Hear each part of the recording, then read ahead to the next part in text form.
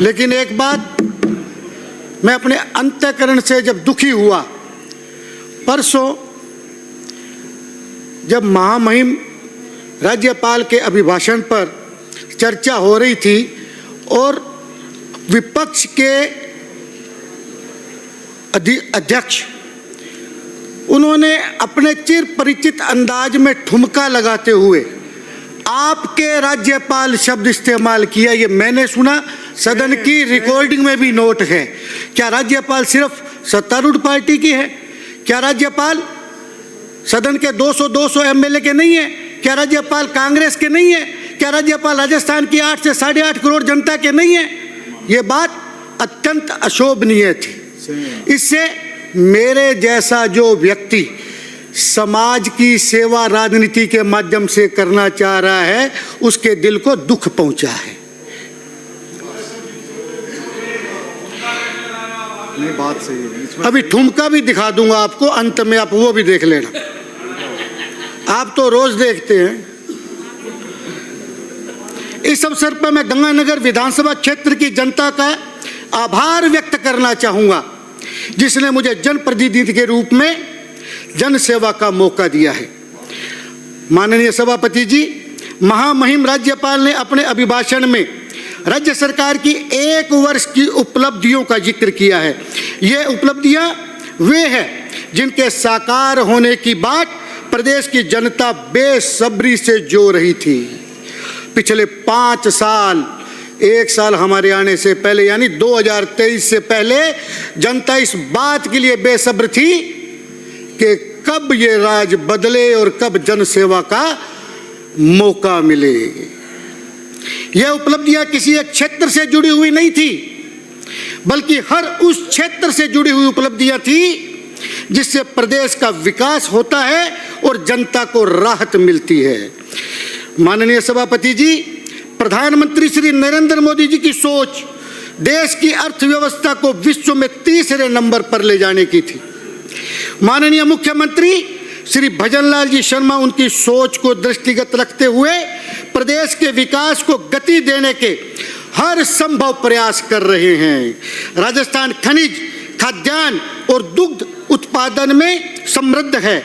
यहाँ औद्योगिक विकास की संभावनाओं को देखते हुए माननीय मुख्यमंत्री जी के प्रयासों से पिछले दिनों rising Rajasthan global investment summit का आयोजन हुआ और ये आयोजन न केवल प्रदेश की राजधानी बल्कि हर जिले में हुआ। सरकार के पहले ही कार्यकाल में लगभग 35 लाख करोड़ रुपए के निवेश के एमओयू होना बड़ी उपलब्धि है।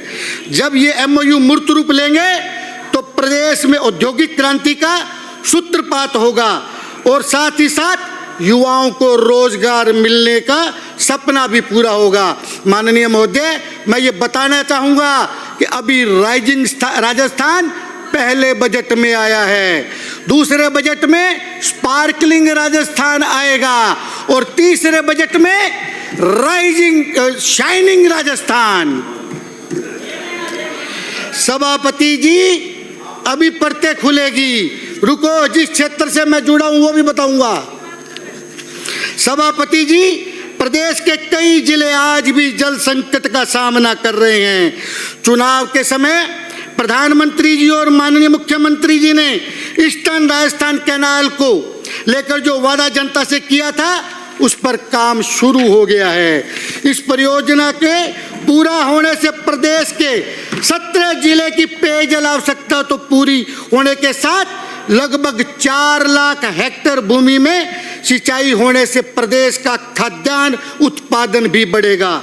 प्रधानमंत्री जी की पहल पर भारत सरकार हरियाणा तथा राजस्थान के बीच जो समझौता हुआ है, इससे यमुना जल सीकर, चूरू एवं झुंझुनू जिलों की धरा पर जाएगा और इन जिलों में भी खुशहाली की नई इबादत लिखी जाएगी। सभापति महोदय, पिछली सरकार के कार्यकाल में सरकारी नौकरियों की भर्ती के लिए हुई प्रतियोगिताओं का जो हश्र हुआ वह किसी से छिपा नहीं है। पेपर लीक होना तत्कालीन सरकार के समय इस प्रदेश की नीति बन गया था। सरकारी नौकरी की आस में प्रतियोगी परीक्षी परीक्षा देने वाले युवाओं के हितों पर जो कुठाराघात हुआ, उसके पन्ने अब परत दर परत खुलते जा रहे हैं।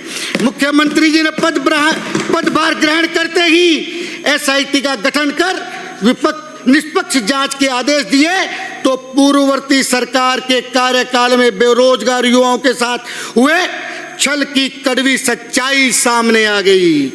निष्पक्षता और पारदर्शिता से परीक्षा करवाने की जिम्मेदारी इस राजस्थान सरकार की पहल थी और हमने एसआईटी की जांच से साफ हो गया कि पूर्ववर्ती सरकार ने दूध की रखवाली बिल्ली को सौंप रखी थी। ज्ञात रहे, कांग्रेस सरकार के शासनकाल में इस तरफ ध्यान ही नहीं दिया गया और लोगों को भाग्य के भरोसे छोड़ दिया। सभापति जी, सरकार ने न केवल विगत सरकार की विफलताओं को उजागर करते हुए भर्तियों में की जा रही गड़बड़ियों को पकड़ा, बल्कि ऐसे अपराधियों जिन्होंने युवाओं का भविष्य खराब किया, उनको जेल की शिक्षों के पीछे डाल दिया। सभापति महोदय, कांग्रेस सरकार जो इतना हो हल्ला कर रही है, उनका भ्रष्टाचार के साथ चोली दामन का साथ है।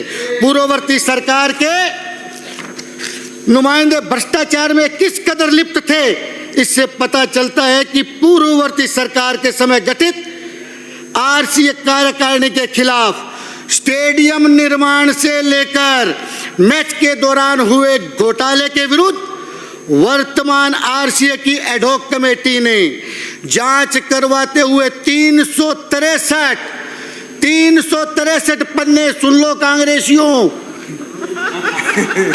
363 पन्नों की एक ऑडिट रिपोर्ट तैयार करके ज्योति नगर थाने में एफआईआर दर्ज करवा दी और उसमें करोड़ों रुपए का घोटाला। ये न केवल अर्थ पर कुठाराघात था, बल्कि उन युवा प्रतिभाओं के लिए भी एक दर्दनाक था, जिनके पैसे का हक तत्कालीन कमेटी ने अपनी जेब में डाल लिया। ये मेरे से जुड़ा हुआ है, एडहॉक कमेटी का कन्वीनर हूं मैं। हाँ, उधर से आवाज आई, really this is same for you. सभापति महोदय, मुख्यमंत्री श्री भजनलाल जी शर्मा के नेतृत्व में गठित सरकार के कार्यकाल में हाल ही राजस्थान प्रशासनिक सेवा प्रारंभिक परीक्षा संपन्न हुई है।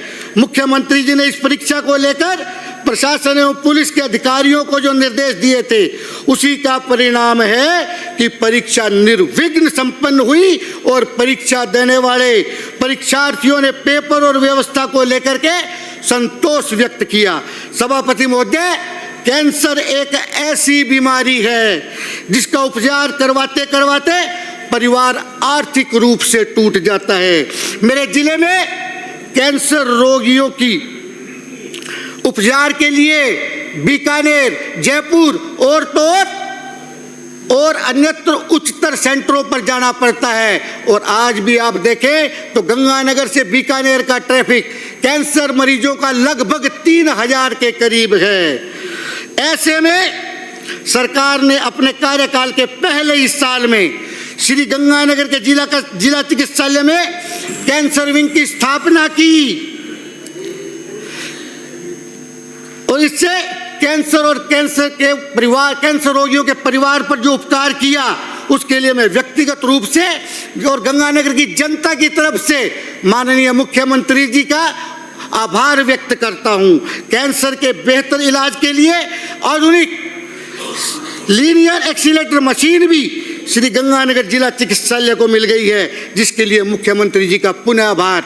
माननीय सभापति महोदय, एक बात आपको और बताना चाहूंगा, ये राजस्थान सरकार कैंसर का इंजेक्शन 3 लाख रुपए का आता है, जो हर व्यक्ति के लिए बार बार लगवाना न केवल एक सामान्य व्यक्ति के लिए बल्कि आर्थिक रूप से संपन्न व्यक्ति के लिए भी मुश्किल है। वो भी राजस्थान सरकार निःशुल्क उपलब्ध करवा रही है। ये इस सरकार की सबसे बड़ी उपलब्धि है। प्लीज समाप्त कीजिए। बस अंतिम साहब,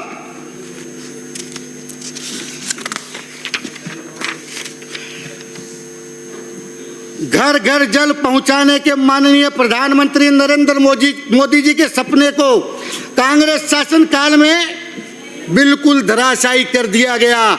जल जीवन मिशन की जो धज्जियां कांग्रेस शासन काल में उड़ी, ये गंगानगर, ये राजस्थान की जनता के साथ सबसे बड़ा छल था। और जब से भारतीय जनता पार्टी की सरकार बनी, इसकी परते दर परते प्याज के छिलकों की तरह उधरती जा रही है। 23